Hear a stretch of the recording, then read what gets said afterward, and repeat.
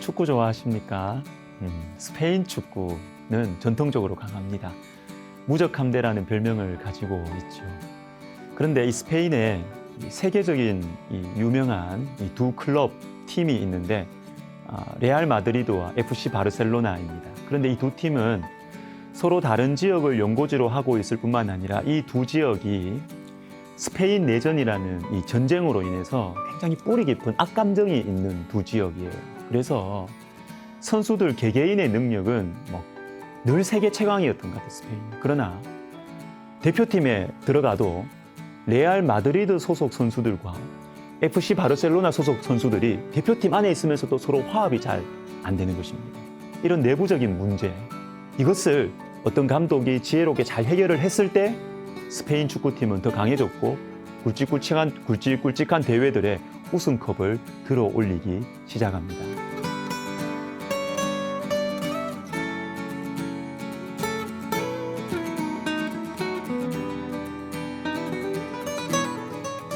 오늘 본문 1절에 다시 그때예가 나옵니다. 어떤 때일까요? 대적들의 공격에 대비하기 위해서 최선을 다하던 그때입니다. 그런데 바로 그때 내부에서 문제가 생깁니다. 귀족들과 민장들이 동족들을 상대로 높은 이자를 취합니다. 출애굽기 22장 25절에 이런 말씀이 있습니다. 네가 만일 너와 함께한 내 백성 중에서 가난한 자에게 돈을 구워주면 너는 그에게 채권자같이 하지 말며 이자를 받지 말 것이며, 하나님 백성끼리는 이자를 받지 말라고 말씀하셨는데 귀족들이 동족들에게 높은 이자를 받았습니다. 더욱이 지금은 위기의 때입니다. 대적들이 공격하고 있어요. 그리고 지금은 중요한 때입니다. 힘을 모아서 무너진 하나님의 나라를 세워야 하는 때입니다. 이러한 때에 자기의 유익을 추구하고 자기 돈을 더 불리는 이런 사람들이 있었던 것이죠.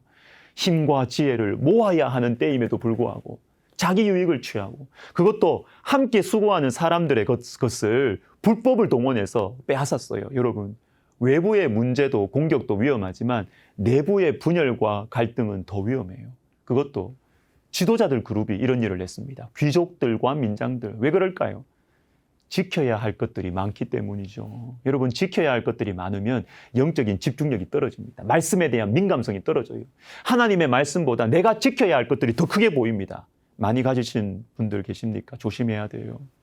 유튜브에서 어떤 구호단체의 홍보 영상을 본 적이 있습니다. 가난한 나라에서 복음과 양식을 이렇게 전하는 선교사님의 이야기였는데요. 제 마음에 남는 한 문장이 있었습니다. 아무것도 줄 수 없는 사람을 도우라. 이게 뭐예요? 도움을 받아도 어떤 것으로도 갚을 수 있는 능력이 없는 사람, 갚을 능력이 없는 사람들을 도우라는 것입니다.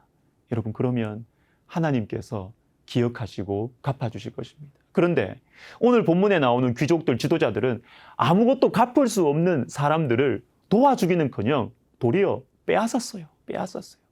여러분, 외부의 문제도 위험하지만 내부의 문제는 더 위험합니다. 출애굽한 사람들이 가나안 땅에 들어가지 못한 이유는 대적들의 공격 때문이 아닙니다. 민수기 13장 가데스 바네아에서 일어난 이스라엘 내부의 불신과 원망 때문이에요. 공동체만이 아니라 여러분, 개개인도 마찬가지예요. 다윗이 크게 넘어진 것은 외부의 공격, 골리앗과 사울의 공격 때문이 아니었습니다. 자기 속에 있었던 이 교만함으로 말미암은 밧세바 사건, 인구조사 사건 때문이죠. 마가복음 7장에서 우리 주님 이렇게 말씀하십니다. 무엇이든지 밖에서 들어가는 것이 능히 사람을 더럽게 하지 못함을 알지 못하느냐? 사람에게서 나오는 그것이 사람을 더럽게 하느니라. 밖에서 들어가는 것보다 더 위험한 것은 사람의 마음에서 나오는 것입니다. 외부의 문제도 위험하지만 내부의 문제는 더 위험해요. 그래서 주님은 우리의 속사람이 강건해지기를 기도하라고 하십니다. 에베소서 3장 16절에 그의 영광의 풍성함을 따라 그의 성령으로 말미암아 너희 속사람을 능력으로 강건하게 하시오며. 사랑하는 여러분, 외부의 문제로 괴로워하십니까? 내 마음을 주님께 정직하게 내어드려 봅시다. 새로운 길이 보일 것입니다. 내부의 문제가 가진 이 심각성을 알고 있었기 때문에 느헤미야는 매우 화가 났습니다. 내가 백성의 부르짖음과 이런 말을 듣고 크게 노하였으나 깊이 생각하고 귀족들과 민장들을 꾸짖어. 여러분, 이런 일은 자주 일어납니다. 주님의 말씀에 따라 살아갈 때, 특별히 무언가 책임을 지고 있을 때 화날 일, 섭섭한 일이 한두 개가 아니에요. 그러나 느헤미야는 크게 노하였을 때 바로 행동하거나 말하지 않고 깊이 생각합니다. 깊이. 그리고 나서 행동합니다. 여러분, 깊이 생각할 때가 있고 행동할 때가 있습니다. 23.5라는 그 다큐멘터리를 본 적이 있는데 여기에 아델린 펭귄, 이 펭귄의 생활을 본 적이 있습니다. 새끼에게 줄 먹이를 구하기 위해서 바다로 뛰어내려야 하는 어미 펭귄들. 그러나 뛰어내려야 되는 그 바다 속에 이 포식자가 잡아먹는 이 무서운 짐승이 기다리고 있어요. 이거 주저주저하죠. 뛰어내리면 죽고 또 안 뛰어내리면 굶어 죽고. 그럴 때 이때 한 마리가 탁 뛰어내립니다. 그러니까 다 따라서 뛰어내리더라고요. 여러분, 생각할 때가 있고 뛰어들 때가 있는 것입니다. 그러나 분별하기가 쉽지 않아요.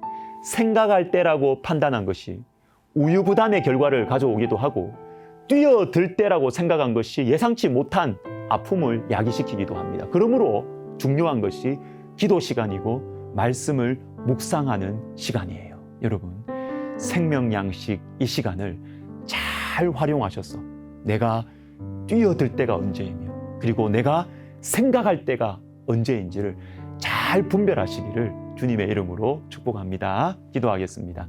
하나님 아버지, 우리에게 생명양식 시간을 허락해 주셔서 감사합니다.